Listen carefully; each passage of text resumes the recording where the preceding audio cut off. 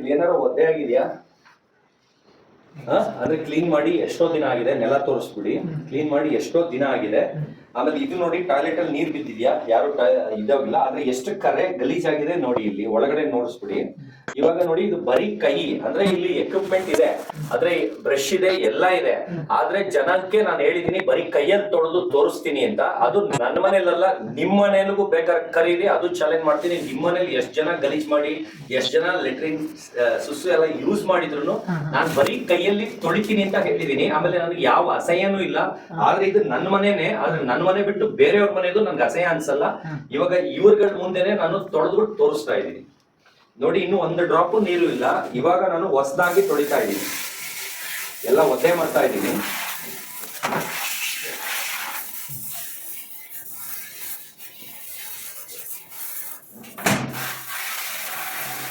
ಬರೀ ಪ್ಯಾಂಟ್ ಮಾತ್ರ ಮಡ್ಚ್ಕೊಂತೀನಿ. White pant ರೆಡಿಯಾಗಿ ಬಂದ್ಬಿಟ್ಟಿದ್ದೀನಿ, ನೀವು ಇಂಟರ್ವ್ಯೂ ಮಾಡ್ತೀರಾ ಅಂತ.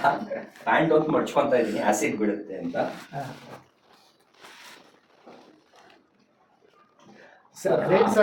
ಹಾರ್ಪಿಕ್ಸ್ ಹಾಕ್ಬಿಟ್ಟು ತೊಳಿತಾ ಇದ್ದೀನಿ. ಬರೀ ಒಂದನ್ನ ತೊಳೆದು ತೋರಿಸ್ತೀನಿ, ಇಲ್ಲ ಫುಲ್ ಟೈಮ್ ಇದ್ರೆ ಇಷ್ಟು ಎಲ್ಲ ನೆಲ ಎಲ್ಲ ತೊಳೆದು ತೋರಿಸ್ತೀನಿ. ಯಾಕಂದ್ರೆ ನಿಮ್ದು ವಿಡಿಯೋ ರೀಲ್ ಖಾಲಿ ಆಗ್ಬಿಡುತ್ತೆ ಅಂತ. ಬರೀ ಇದು ಮಾತ್ರ ಟಾಯ್ಲೆಟ್ ಮೇಯ್ನು. ಇದನ್ನೇ ಜನ ಎಲ್ಲಾರು ಅಸಹ್ಯ ಪಡೋದು. ಮೇಲ್ಗಡೆದು ಯಾರು ಅಸಹ್ಯ ಪಡಲ್ಲ, ನಾನು ಒಳಗಡೆದು. ಯಾಕಂದ್ರೆ ಈಗ ಟೈಮ್ ನಿಮ್ದು ಕಡಿಮೆ ಇರೋದ್ರಿಂದ ಡೈರೆಕ್ಟ್ ಅಂದ್ರೆ ಇಲ್ಲೆಲ್ಲ ತೊಳ್ಕೊಂಡೇ ನಾನು ಅಲ್ಲಿಗೆ ಹೋಗೋದು. ಆದ್ರೆ ನಿಮ್ಗೆ ಅರ್ಜೆಂಟ್ ಇರೋದ್ರಿಂದ, ವಿಡಿಯೋ ಇದಾಗೋದ್ರಿಂದ ಬರೀ ಇದು ಮಾತ್ರ ತೊಳಿತಾ ಇದ್ದೀನಿ. ಅಂದ್ರೆ ಒಳಗಡೆ ಮೇನ್ ಎಲ್ಲಾರು ಅಸಹ್ಯ ಪಡೋದು. ಈಗ ಎಷ್ಟ್ ಜನ ಮೀಡಿಯಾ ಅವ್ರು ಬಂದಿದ್ರು, ಎಲ್ಲಾರು ಯೂಸ್ ಮಾಡಿದ್ದಾರೆ ಇದನ್ನ, ಟಾಯ್ಲೆಟ್ ನ. ಆದ್ರೆ ಕ್ಲೀನ್ ಆಗಿಲ್ಲ, ಒಂದ್ ತಿಂಗಳೇ ಆಗಿದೆ. ನೀವು ತೊಳೆದ್ರೆ ಮಾತ್ರ ಕ್ಲೀನ್ ಆಗುತ್ತೆ. ನಾನ್ ತೊಳೆದ್ರೆ ಕ್ಲೀನ್ ಆಗುತ್ತೆ, ಯಾಕಂದ್ರೆ ನನಗೆ ಅದೇ ಸಮಾಧಾನ. ಇವಾಗ ನೋಡಿ, ಇದು ಬರೀ ಕೈ, ನಾನೇನು ಗ್ಲೌಸ್ ಹಾಕೊಂಡಿಲ್ಲ. ಆಸಿಡ್ ಅದು, ಅಂದ್ರೆ ಪೊರೆ ಹೇಳುತ್ತೆ, ಚರ್ಮ ಪೊರೆ ಹೇಳುತ್ತೆ. ಒಂದ್ ಸೆಕೆಂಡ್. ಚರ್ಮ ಬಂದು ಆಸಿಡ್ ಮುಟ್ಟಂಗಿಲ್ಲ. ಯಾರೇ ಆದ್ರೂ ಇದನ್ನ ಗ್ಲೌಸ್ ಇಲ್ಲ ಬ್ರಷ್ ಅಲ್ಲಿ ಮಾಡ್ತಾರೆ. ನಾನು ಆಸಿಡ್ ನ, ಅದು ಆರ್ಪಿಕ್ಸ್ ನ ಬರೀ ಕೈಯಲ್ಲಿ ತೊಳಿತಾ ಇದ್ದೀನಿ. ಅದು ಮನಸಾರೆ ತೊಳಿತಾ ಇದ್ದೀನಿ. ಏನ್ ಸರ್ ಇದೆಲ್ಲ? ಒಳಗೂ ಕೈ ಹಾಕ್ತಾ ಇದೀನಿ ಸರ್. ಒಳಗೂ ಉರಿತಾ ಇದೆ, ಹಂಗೂ ಹಾಕ್ತಾ ಇದೀನಿ. ಕೈ ಸುಡ್ತಾ ಇದೆ, ಹಂಗೂ ಹಾಕ್ತಾ ಇದೀನಿ. ಫುಲ್ ನೀರೊಳಗೂ ನೋಡಿ ಸರ್, ಇಲ್ಲಿ ನೀರ್ ಒಳಗೂ ಹಾಕ್ತಾ ಇದೀನಿ. ಫುಲ್ ಒಳಗೂ ಹಾಕ್ತಾ ಇದೀನಿ ಸರ್. ಫುಲ್ ನೋಡ್ ಬನ್ನಿ ಸರ್, ಒಳಗ್ ಬನ್ನಿ, ಹತ್ರ ಬನ್ನಿ.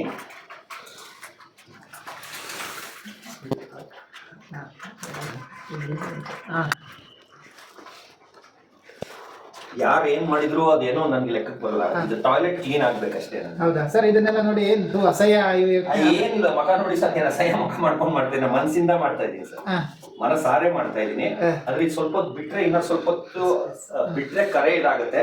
ಬೇಕಾದ್ರೆ ಆಮೇಲೆ ಇನ್ನೊಂದ್ ಸ್ವಲ್ಪ ಹೊತ್ತು ಆದ್ಮೇಲೆ ಫುಲ್ ತೊಳಿಯೋದು ತೋರಿಸ್ತೀನಿ ಸರ್. ಯಾಕಂದ್ರೆ ಒಂದು ಈಗ ಹಚ್ಚಿದೀನಿ, ಈಗ ಒಂದ್ ಲೆವೆಲ್ ಬಿಡ್ಬೇಕದು ಸ್ವಲ್ಪ ಹೊತ್ತು. ನೀವೇ ಮಕ ಸಿಂಡಿಸ್ತಾ ಇದ್ದೀರಿ, ನಾನೇ ಮಕ ಸಿಂಡಿಸ್ತಾ ಇಲ್ಲ ಸರ್. ಇನ್ನೊಂದು ಕೈ ಘಮ ಘಮ ಆಗುತ್ತೆ, ಮಕ ಸಿಂಡಿಸ್ತಾ ಇದ್ದೀರಲ್ಲ ಸರ್.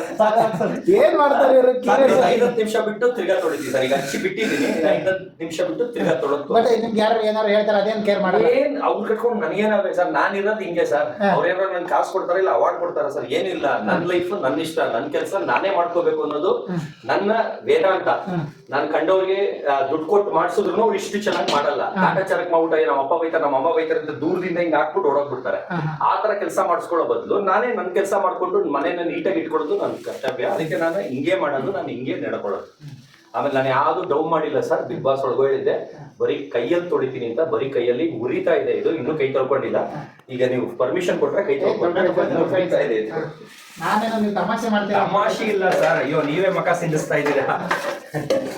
ತಮಾಷೆ ಏನ್ ಸರ್? ನಿಮ್ಮನೇದು ಬಂದು ತೊಳೆದು ತೋರಿಸ್ಲಾ ಸರ್? ತಮಾಷೆ ಇಲ್ಲ ಸರ್. ನಾನ್ ಬರೀ ಇಲ್ಲಿದೆ ಇಡ್ತಾ ಇದೀನಿ ಅಂತ ನೀವು ತಮಾಷೆ ಅಂತಿದ್ರ.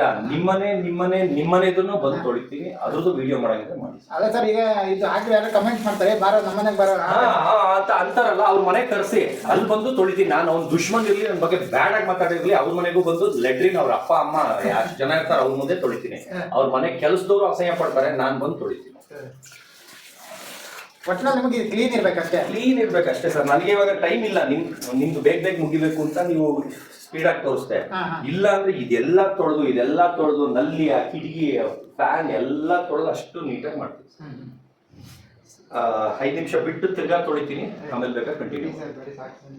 ಅಲ್ಲ ನಿಮ್ಗೆ ಸಾಕ್ಷಿ ಬೇಕು ಅಂದ್ರೆ ನಮ್ಗೆ ಆತರ ಈ ತರ ಇಲ್ಲ, ಡ್ರಾಮಾ ಗೀಮಾ ಬರಲ್ಲ. ಕ್ಯಾಮೆರಾ ಮುಂದೆ ಹೇಗಿರ್ತೀರೋ ಮನೇಲೂ ಹಾಗೆ ಇರ್ತೀರಾ? ಅಲ್ಲ ನಾನು ಇರೋದು ಹೇಳ್ತೀನಿ ಸರ್, ನಂಬೋದು ಬಿಡೋದು ಅವ್ರಿಗೆ ಬಿಟ್ಟಿದ್ದು. ಆಮೇಲೆ ನಾನು ಯಾರನ್ನ ನಂಬಿಸ್ಬೇಕು, ನಂಬ್ಸಕ್ಕೋಸ್ಕರ ಮಾಡ್ಬೇಕು ಅನ್ನೋಂತ ಮಾಡಲ್ಲ. ನಾನ್ ಮಾಡ್ತಾರೆ ನನಗೆ ಕರೆಕ್ಟ್ ಅಷ್ಟೇ. ನಾನು ಅವ್ನು ನಂಬುದನ್ನ ಬಿಟ್ಟದನ್ನ ಅವ್ನ ಪ್ರೂವ್ ಮಾಡ್ಬೇಕಾದ್ರೆ ನನಗೆ ನೆಸಿಟಿ ಇಲ್ಲ, ನನಗೆ ಇಂಟ್ರೆಸ್ಟ್ ಇಲ್ಲ ಸರ್. ನನ್ನ ಶೋಕಿ ನಾನು ಮಾಡ್ಕೊಂಡಿದ್ದೀನಿ. ಇಡೀ ಮನೆ ಕ್ಲೀನಿಂಗ್, ಒರ್ಸೋದು, ಕ್ಲೀನ್ ಮಾಡೋದು, ಸೋಫಾ ಒರ್ಸೋದು, ಸೋಫಾ ಕೆಳಗೆಲ್ಲ ಇದೆಲ್ಲ. ಇಲ್ಲಿ ನೋಡಿ ಮನೆಯಲ್ಲಿ ನಿಮ್ಗೆ ಕಸ ಗುಡ್ಸಕ್ಕೂ ಒರ್ಸಕ್ಕೂ ಜಾಗ ಇಲ್ಲ. ಈ ಮನೆ ಕ್ಲೀನ್ ಮಾಡ್ಬೇಕಂದ್ರೆ A to Z ಐಟಮ್ ನ ಡೋರ್ ತೆಗೆದು ಅಲ್ಲಿ ಬಾಲ್ಕನಿಲಿ ಇಡ್ತೀನಿ, ಆ ಕಡೆಗೆ ವರಂಡಲ್ಲ ಅಲ್ಲಿ ಇಟ್ಬಿಟ್ಟು ಆಮೇಲೆ ಎಲ್ಲ ಗುಡ್ಸಿ ಕ್ಲೀನ್ ಮಾಡಿ ಒರೆಸಿ ಆಮೇಲೆ ಎಲ್ಲ ಐಟಮ್ ಇಡಬೇಕಾದ್ರೆ ಒಂದೊಂದು ಒರೆಸಿ ವಾಪಸ್ ಮನೆ ಇಡ್ತೀನಿ. ಯಾಕಂದ್ರೆ ಇಲ್ಲಿ ಮನೇಲಿ ನೀವು ನೋಡಿ ಎಲ್ಲೂ ನೆಲನೇ ಕಾಣಿಸಲ್ಲ. ನೆಲ ಎಲ್ಲಿ ಕಾಣಿಸುತ್ತೆ ಒಂಚೂರು ಹಂಗೆ ತೋರಿಸಿ ಸರ್. ಬರೀ ಐಟಮ್ಗಳೇ ಇರೋದು, ಓಡಾಡೋ ಜಾಗ ಎಲ್ಲೂ ಇಲ್ಲವೇ ಇಲ್ಲ, ಕಡಿಮೆ ಇದೆ. ಈ ತರ ನೆಲ ಕಾಣೋದು ಕಡಿಮೆ. ಈಗ ಇಲ್ಲೆಲ್ಲ ಕ್ಲೀನ್ ಮಾಡಿದ್ರೆ ಅಲ್ಲೆಲ್ಲ ಕೆಳಗೆ ಗಲೀಜಿರುತ್ತೆ. ಅದರಿಂದ ಏನಂದ್ರೆ ಇಷ್ಟು ಐಟಮ್ನು ಆಚೆ ಇಟ್ಬಿಡ್ತೀನಿ. ಚೇರ್ಸ್ಗಳು, ಟೀಪಾಯಿ, ಅದು ಶೋಕೇಸ್ ಐಟಮ್ ಎಲ್ಲ ಆಚೆ ಇಟ್ಬಿಟ್ಟು ಫುಲ್ ಕ್ಲೀನ್ ಆದ್ಮೇಲೆ ತಿರ್ಗಾ ಎತ್ತು ಒಳಗಿರ್ತೀನಿ. ಆದ್ರೆ ಈ ನಡುವೆ ಒಂದ್ ತಿಂಗಳಿಂದ ಫುಲ್ ಬಿಸಿ ಇರೋದ್ರಿಂದ ಈ ತರ ಮಾಡಕ್ ಆಗ್ತಾ ಇಲ್ಲ. ಡೈಲಿ ಲಾಗ್ ಯಾಕೆ ಮಾಡ್ಬೋದು ಸರ್? ನಾನು ಇಂಟ್ರೆಸ್ಟ್ ಇಲ್ಲ ಸರ್, ದುಡ್ಡು ಮಾಡೋ ಇಂಟ್ರೆಸ್ಟ್ ಇಲ್ಲ, ನಾನು ಯೂಟ್ಯೂಬರ್ ಅಲ್ಲ, ನನ್ ಇಂಟ್ರೆಸ್ಟು ಇಲ್ಲ.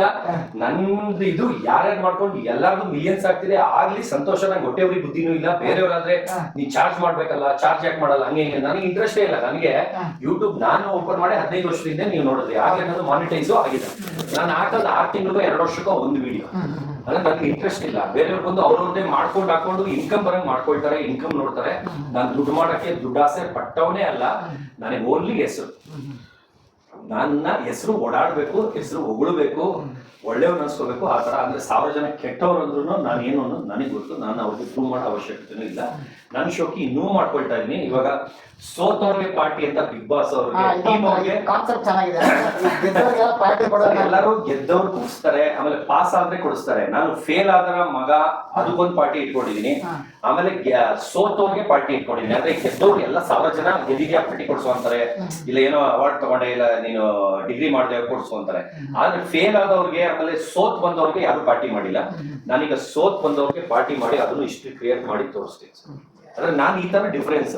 ಅದೇ ನೀವು ಗೆದ್ದವ್ರಿಗೆ ಮಾಡಿದ್ರೆ ಅದು ಎಲ್ಲೂ ನ್ಯೂಸ್ ಆಗಲ್ಲ, ಅದು ಪ್ರಚಾರ ಆಗಲ್ಲ.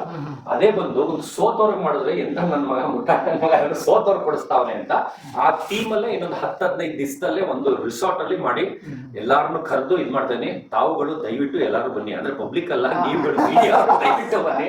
ಅಷ್ಟು ಪಬ್ಲಿಕ್ ನ ಸಾಕಷ್ಟು ಕೆಪಾಸಿಟಿನ ನನಗೆ ಕೊಟ್ಟಿಲ್ಲ. ಅನ್ನಪೂರ್ಣೇಶ್ವರ ಅಂದ್ರೆ ಒಂದ್ ಲೆವೆಲ್ಗೆ ಹಂಗನ್ಬಿಟ್ಟು ಊರವ್ರಿಗೆಲ್ಲ ಹಾಕಷ್ಟು ಇಲ್ಲ. ಅದೆಲ್ಲ ಇನ್ವೈಟ್ ನಿಮ್ಗೆ ಕಳಿಸ್ತೀನಿ, ದಯವಿಟ್ಟು ಬನ್ನಿ. ಪಾರ್ಟಿ ಹೆಸರೇ ಸೋತವರ ಪಾರ್ಟಿ ಅಂತ. ಅಂದ್ರೆ ಸೋತಿ ಆಚೆ ಬಂದವ್ರಿಗೆ ಎಲ್ಲಾರ್ಗು ಇನ್ವೈಟ್ ಮಾಡ್ಬೇಕು ಅನ್ಕೊಂಡೆ. ಅದೇ ಆಲ್ಮೋಸ್ಟ್ ಸೋತಿ ಬಂದಿರೋರು ಎಲ್ಲಾರು ಇನ್ನು ಬರ್ಬೇಕಾಗಿರೋ, ಇನ್ನು ಬರ್ಬೇಕಾಗಿರೋ ಸ್ಪಂದನ, ಕಾವ್ಯ, ಅಶ್ವಿನಿ ಗೌಡ ಮ್ಯಾಮ್. ಅಂದ್ರೆ ಅವ್ರು ಗೆಲ್ತಾರೆ ಪಾಪ ಅವರೆಲ್ಲ. ಅಂದ್ರೆ ನಾನು ಆಚೆ ಬಂದ ಮೇಲೆ ಅಂದ್ರೆ ಅದು ಫಿನಾಲೆ ಆಗ್ಬೋದು, ಅದಕ್ಕೆ ಮುಂಚೆನೆ ಆಗ್ಬೋದು. ಏನ್ ಇನ್ನೊಂದು ತಿಂಗಳು ಇದೆ ಅಷ್ಟೇ, ಇನ್ನೊಂದು ತಿಂಗಳು 40 ದಿವಸ ಏನೋ ಇದೆ. ನಾನ್ ಹೇಳ್ತಾ ಇರೋದು ಒಟ್ನಲ್ಲಿ ಆದ್ರೆ ಗೆದ್ದವ್ರು ಕೊಡ್ಸಲ್ಲ, ಇಲ್ಲಿ ಕೊಡ್ಸಲ್ಲ, ಆಮೇಲೆ RJ ಅಮಿತ್ಗೂ ಕೊಡ್ಸಲ್ಲ, ಕರಿಯಲ್ಲ, ಕೊಡ್ಸಲ್ಲ ಅಲ್ಲ ಕರಿಯಲ್ಲ. ಫಸ್ಟ್ ಲಾಸ್ಟ್ ಬೇಡ, ನನ್ಗೆ ಇಷ್ಟ ಆಗ್ಲಿಲ್ಲ. RJ ಅಮಿತ್ ಇಷ್ಟ ಆಗ್ಲಿಲ್ಲ, ಗಿಲ್ಲಿನೂ ಇಷ್ಟ ಆಗ್ಲಿಲ್ಲ. ಅದಕ್ಕೆ ಅವ್ರಿಬ್ರು ಬಿಟ್ಟು ಮಿಕ್ದು ಅಷ್ಟು ಜನನು ಕರೀತಾರೆ. ಅದು ಒಂದು ಸೀಸನ್ 12 ಮಾತ್ರ ಅಲ್ಲ, ಸೀಸನ್ 11, ಸೀಸನ್ 10, ಸೀಸನ್ 9 ವರ್ಗೂ ನಂಗೆ ಯಾರ್ಯಾರು ಪರಿಚಯ ಇದಾವೆ ಅಷ್ಟು ಜನನು ಕರೀತಾ ಇದೀನಿ. ಅದು ಸೋತವ್ರಿಗೆ ಮಾತ್ರ. ಯಾಕಂದ್ರೆ ಗೆದ್ದವ್ರು ಬಂದ್ಬಿಟ್ರೆ ಅದ್ರ ವ್ಯಾಲ್ಯೂಗೆ, ಟೈಟಲ್ಗೆ ವ್ಯಾಲ್ಯೂ ಹೋಗ್ಬಿಡುತ್ತೆ. ಇದು ಸೋತೋರ್ ಪಾರ್ಟಿ ಅಂತ ಗೆದ್ದವ್ರೊಬ್ರು ಇರಬಾರ್ದು. ಅದ್ರ ಸೋತಿರೋದ್ರಲ್ಲಿ RJ ಅಮಿತ್ ಒಬ್ರು ಬಿಡ್ತಾ ಇದ್ದೀನಿ. ಯಾಕಂದ್ರೆ ಅವರು ನಮ್ಮ ಬಗ್ಗೆ ತಿಳ್ಕೊಳಕ್ ಕೆಪಾಸಿಟಿನೂ ಇಲ್ಲ. ಆಚೆನೂ ಕಿಂಡಲ್ ಮಾತಾಡಿದ್ರು, ಒಳಗೂ ಕಿಂಡಲ್ ಮಾತಾಡಿದ್ರು. ಆದ್ರೆ ಕರಿಬಸಪ್ಪ ಅವರು ಬರ್ತಿದಂಗೆನೆ ಗೂಗಲ್ ಮಾಡಿ ಇವ್ನು ಒಳಗೆ ಹಿಂಗೆ ಹೇಳ್ತಿದ್ನಲ್ಲ, ಇವ್ನು ಯಾರು ಇವನು ಅಂತ ಎಲ್ಲ ಚೆಕ್ ಮಾಡಿ, ನಾನ್ ಬಂದು 2 ದಿನಕ್ಕೆ, ಅಂದ್ರೆ ಅವ್ರು ಬಂದು 1 ವಾರ ಮೇಲಾಗಿತ್ತು, ನಾನ್ ಬಂದು 2 ದಿನಕ್ಕೆ ಫೋನ್ ಮಾಡಿ, ಸಾರ್ ನೀವ್ ಹೇಳಿದ್ದೆಲ್ಲ ಅಷ್ಟು ನಿಜ, ಅಲ್ಲೆಲ್ಲ ನಿಮ್ಗೆ ಅಷ್ಟು ಇನ್ಸಲ್ಟ್ ಮಾಡ್ತಾ ಇದ್ರು, ಬರೀ ಓಡ್ಬಿಡ್ತಾನೆ, ಓಲ್ಡ್ ರಾಜ ಹಂಗೆ ಹಿಂಗೆ ಅಂತಿದ್ರು, ನೀವ್ ಹೆಂಗ್ ತಡ್ಕೊಂಡಿದ್ರಿ ಸರ್ ಅಂತ ಅಂದ್ರು. ನಾನು ಅದಕ್ಕೆ ಹೇಳಿದೆ, ಅಲ್ಲಿ ನನ್ನ ಹತ್ರ ಫೋನ್ ಇರ್ಲಿಲ್ಲಪ್ಪ ಏನಾರ ತೋರ್ಸೋದಕ್ಕೆ. ಅವಾಗ ಅವ್ರು ಏನ್ ಹೇಳಿದ್ರು ನಂಬಲ್ಲ ಅಂದಾಗ ಕತ್ತೆ ಮುಂದೆ ಕಿದ್ರಿ ಬರ್ಸ್ದಂಗೆ ಅವ್ರ ಮುಂದೆ ನಾನು ಯಾಕೆ ಅವ್ರಿಗೆ ಓವರ್ ಆಗಿ ಅವ್ರ ಕೈ ಕಾಲು ಹಿಡಿದು ಹೇಳ್ಬೇಕು. ಒಂದ್ಸಲಿ ಹೇಳೋದು ನಂಬಲಿ ಬಿಟ್ರೆ ಬಿಡ್ಲಿ, ಆಚೆ ಬಂದ್ಮೇಲೆ ಅವ್ರೇ ತಿಳ್ಕೊಂಡು ನೀವು ಹೊಡೆದಾಗ ಅವ್ರು ಹೊಡಿತಾರೆ ಅಂತ. ಆ ತರ ಕರಿಬಸಪ್ಪ ಅವರು ಕಲ್ಚರ್ ಫ್ಯಾಮಿಲಿಯಿಂದ ಹುಟ್ಟು ಬಂದಿರೋದ್ರಿಂದ ಅವ್ರು ತಿಳ್ಕೊಂಡು ನನಗೆ ವಾವ್ ಅಂತ ಹೇಳಿ ಇವತ್ತು ನನ್ನ ಫ್ಯಾನ್ ಅಂತ ಹೇಳ್ತಾರೆ. ನಾವೇನು ಇಲ್ಲ ಸರ್, ನಮ್ಮ ಮುಂದೆ ನೀವು ಅಷ್ಟು ದೊಡ್ಡ ಮನುಷ್ಯರು, ಅಷ್ಟು ಸಿಂಪಲ್ ಆಗಿ ಲೆಟ್ರಿನ್ ತೊಳಿತಾ ಇದ್ರಿ ಅದು ಬಿಗ್ ಬಾಸ್ ಮನೇಲಿ ಅಂತ ಹೇಳ್ತಾರೆ. ಅದು ನಮ್ಗೆ ಖುಷಿ ಆಗುತ್ತೆ. ಆದ್ರೆ RJ ಅಮಿತ್ ರಷ್ಯಾಲ್ಲಿ ಯುದ್ಧ ನಡೀತಿತ್ತು, ಯುದ್ಧ ಬಿಟ್ಟು ಬಂದ್ಬಿಡ್ತಾರ, ಇವ್ನು ಯಾವ ದೊಡ್ಡ ಮನುಷ್ಯ ಅಂತ ಅಂದ್ರು. ಅವ್ರೊಬ್ರಿಗೆ 40 ರಷ್ಯಾದ ನ್ಯೂಸ್ ಕಳ್ಸಿದೀನಿ ಸರ್, ಅದು ಯುದ್ಧದ ಟೈಮಲ್ಲಿ. ಇದು ನನ್ನ ಕೆಪಾಸಿಟಿ. Super sir. ಸಖತ್